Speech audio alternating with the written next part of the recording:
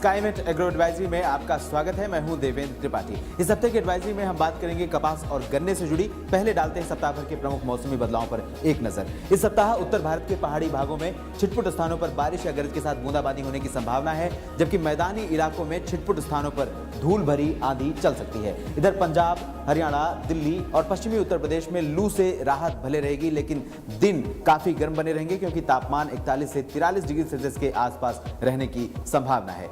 पूर्वी भारत की अगर हम बात करें तो यहां पर ओडिशा, झारखंड, बिहार और पश्चिम बंगाल के भागों में 29 मई से 1 जून के दौरान कई जगहों पर तेज हवा के साथ मध्यम से भारी बारिश होने की संभावना है। अधिकांश जगहों पर बारिश की गतिविधियों के कारण तापमान में गिरावट होगी। उधर पूर्वोत्तर राज्यों में पहले से हो रही बारिश जारी रहेगी। मध्य भारत की अगर बात की जाए तो यहां पर तापमान में गिरावट आई है, जिससे इस सप्ताह लू का प्रकोप लगभग नहीं रहेगा। लेकिन विदर्भ, उससे सटे छत्तीसगढ़ और उत्तरी आंध्र प्रदेश के इलाकों में तापमान एक बार फिर से बढ़कर 42 से 45 डिग्री सेल्सियस के आसपास पहुंचेगा, जो सप्ताह के अंत में दोबारा घट सकता है। दक्षिण भारत में अगले 3-4 दिनों के दौरान दक्षिणी कर्नाटक, केरल, उससे सटे तमिलनाडु के भागों में कुछ स्थानों पर बारिश या गरज के साथ बारिश होने की संभावना है। दक्षिण पश्चिमी मानसून केरल और कर्नाटक की जमीन को सप्ताह के अंत तक छू सकता है। एग्रो एडवाइजरी में अब फसलों की बातें। पहले कपास की खेती से जुड़े कुछ तथ्य।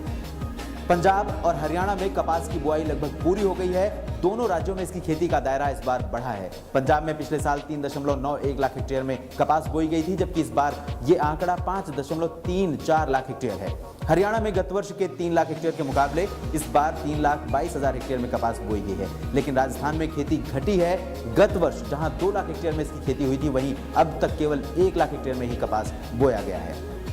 ज्यादातर जगहों पर कपास की फसल अंकुरित होना शुरू हो गई है और पिछले कई दिनों से लगभग सभी भागों में तापमान सामान्य से काफी अधिक बने हुए हैं, जिसके कारण नई निकल रही कोमल पत्तियां झुलस रही हैं। किसानों के लिए सुझाव है कि खेतों में पौधों की पर्याप्त संख्या बनाए रखने के लिए कुछ अतिरिक्त बीज प्लास्टिक की थैलियों में अंकुरित कराएं, ताकि सूख गए पौधों की जगह भरी जा सके।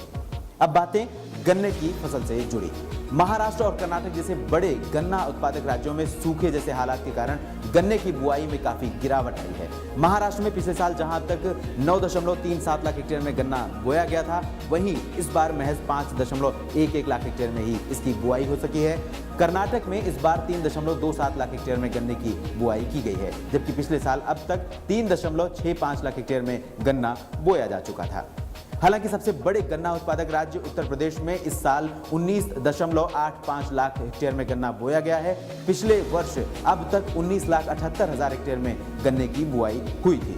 उत्तराखंड में गत वर्ष के 95,000 हेक्टेयर के मुकाबले इस बार 1,04,000 हेक्टेयर में गन्ने की बुआई हुई है। बिहार में इस बार 2,40,000 हेक्टेयर में गन्ना बोया गया है।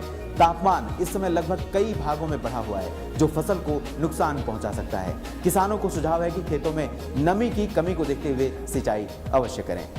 ये थी इस हफ्ते की एग्रो एडवाइजरी। मौसम, कृषि और अन्य लाइफस्टाइल आर्टिकल के लिए आप हमारी वेबसाइट www.skymetweather.com पर लॉग ऑन कर सकते हैं। अब दीजिए इजाजत। नमस्कार, धन्यवाद।